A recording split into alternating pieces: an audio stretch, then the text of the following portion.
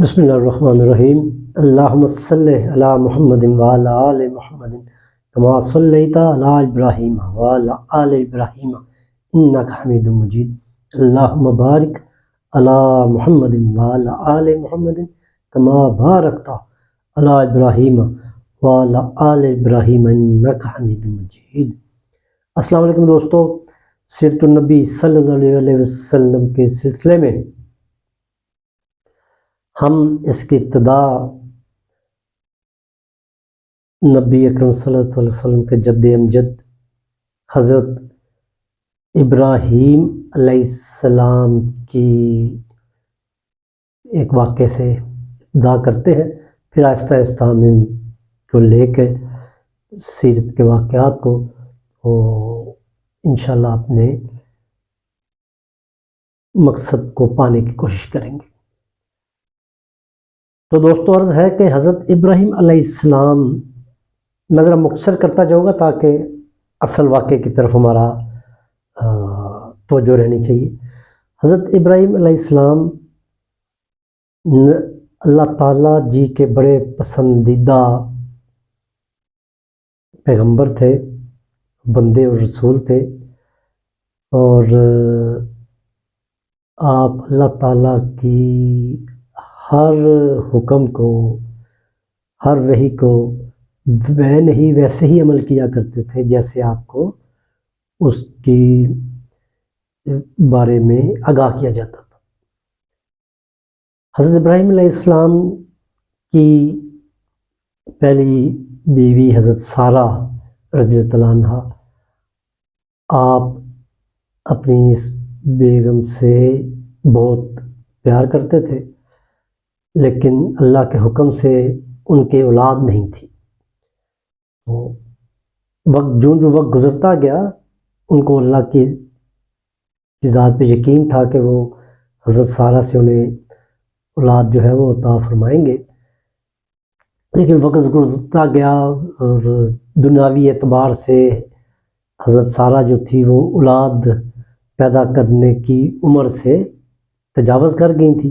तो हज़रत सारा ने अपने शौहर की मोहब्बत में अपनी एक लौंडी जिसका नाम हाजरा था, वो मिस्र से उनको अपने साथ लाई थी। उनको हज़रत इब्राहीम अलैहिस्सलाम के सुपुर्द किया कि हो सकता है अल्लाह ताला जी इसमें से आपको औलाद अता कर दे। हज़रत इब्राहीम अलैहिस्सलाम ने हज़रत हाजरा से निकाह करके बाकायदा ज़ौजा का दर्जा दिया, और अल्लाह ताला ने कमाल रहमत और हमदर्दी और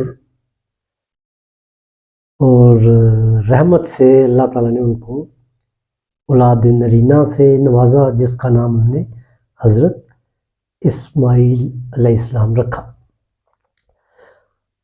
अब हज़रत इब्राहीम अलैहिस्सलाम हज़रत हाजरा की तरफ मुतवज्जो होते थे, बच्चे को फलता फूलता देखते थे। उनकी तवज्जो जब हज़रत हाजरा की तरफ बहुत ज़्यादा उन्होंने महसूस किया हज़रत सारा ने, तो वो बहुत कुदरती बात है, वो कुछ बेचैन सी रहने लगी। कुछ एक फितरी तकाज़ा है कि वो अपनी मोहब्बत को किसी और की तरफ इल्तफ़ात जब उसका देखे तो तबीयत में एक नागवारी का एहसास पैदा हो जाता है। हज़रत इब्राहीम अलैहिस्सलाम ने जब ये सूरत देखी तो अल्लाह ताला की उनको एक वही आई। आपने हज़रत हाजरा को और अपने बेटे इस्माइल को लिया और एक नामालूम मुकाम की तरफ चल पड़े। आप उस वक़्त जहाँ से चले वो फ़लस्तीन का इलाका था, जो इस वक़्त फ़लस्तीन कहलाता है। तो वहाँ से आप चलते हुए अपनी बीवी और ज़ौजा को लेकर एक ऐसे मुकाम पर पहुँच गए, बहुत लंबा सफ़र तय किया, जहाँ पर आज खाना काबा है। उसके करीब पहुँच के आपने हज़रत इस्माइल और اپنی زوجہ ہاجرہ کو وہاں ایک وادی میں چھوڑ دیا.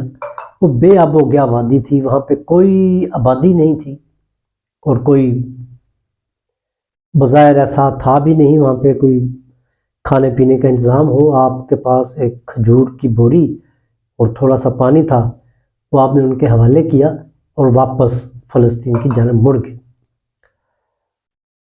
وہ پیچھے مڑ کے دیکھ نہیں رہے تھے کیونکہ ظاہر ہے ایک باپ تھے، وہ اپنے نوزائیدہ بچے کو اور اپنی جوان بیوی کو اس بے آب و گیا میدان میں چھوڑ کے جا رہے تھے. تو حضرت ہاجرہ نے آواز دی کہ آپ ہمیں یہاں اللہ کے حکم سے چھوڑ کے جا رہے ہیں. حضرت ابراہیم علیہ السلام نے اسبات میں سر ہلایا اور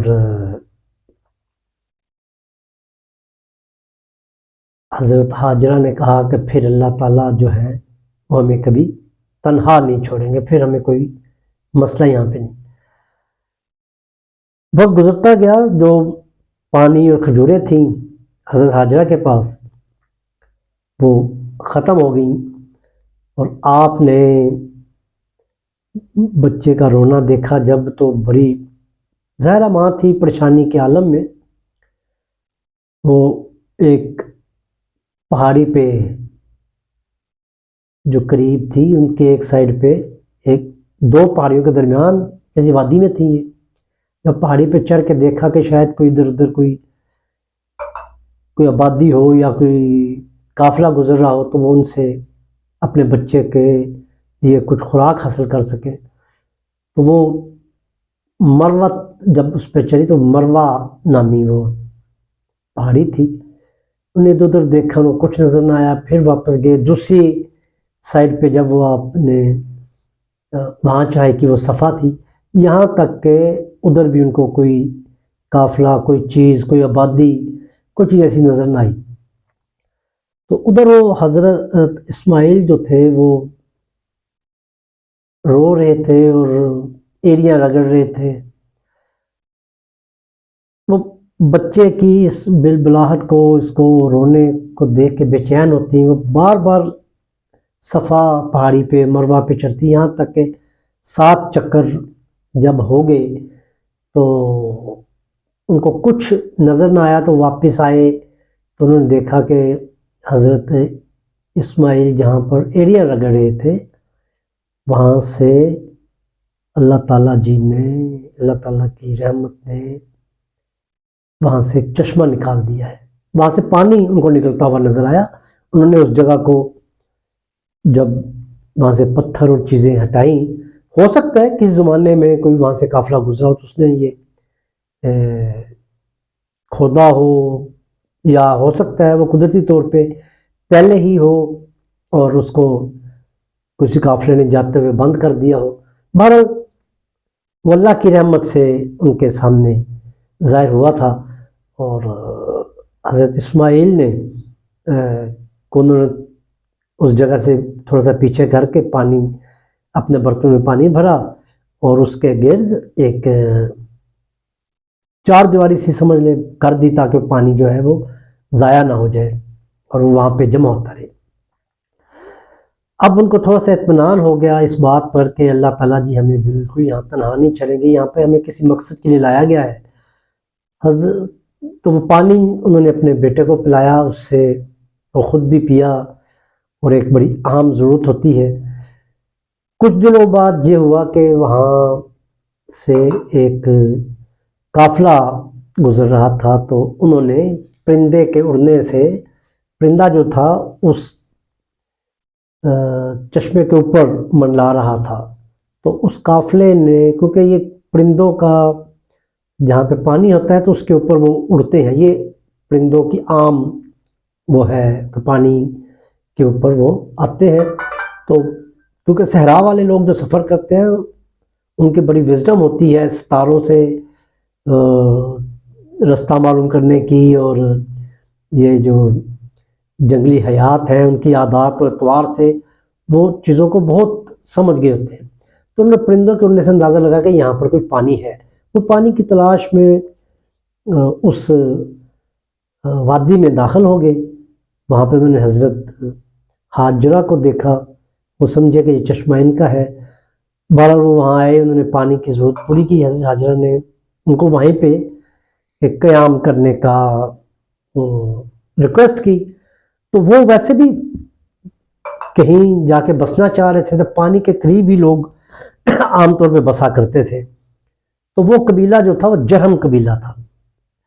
انہوں نے اس چشمے کے پاس اپنا قیام کر لیا جرہم قبیلہ نے، اور یہ مکہ کی پہلی آبادی ہے جو یہاں پر، اس سے پہلے کوئی آبادی ویسے ہمیں تاریخ میں تو نظر نہیں آئی ہے، لیکن جرہم قبیلہ جب وہاں پر آباد ہوا تو یہ مکہ کی پہلی آبادی ہی قرار دی جا سکتی ہے۔ تو حضرت اسماعیل علیہ السلام نے اس قبیلے میں ہی پرورش پائی، عربی زبان پھر ان سے وہی ان کی عربی زبان بنی، اور اس کے بعد ان کا جب وہ جوان ہوئے تو اسی قبیلے جرہم میں آپ کی شادی ہوئی۔ تو یہ تو تھا ہمارا سیرت النبی کا پہلا پڑاؤ کہ ہم نے یہ سمجھنے کی کوشش کی کہ یہ ہم مکہ تک کیسے پہنچے، اس اللہ تعالیٰ کی کیا حکمت تھی کہ وہاں پہ آباد کرنے کی، وہاں پہ پہلی آبادی کیا تھی۔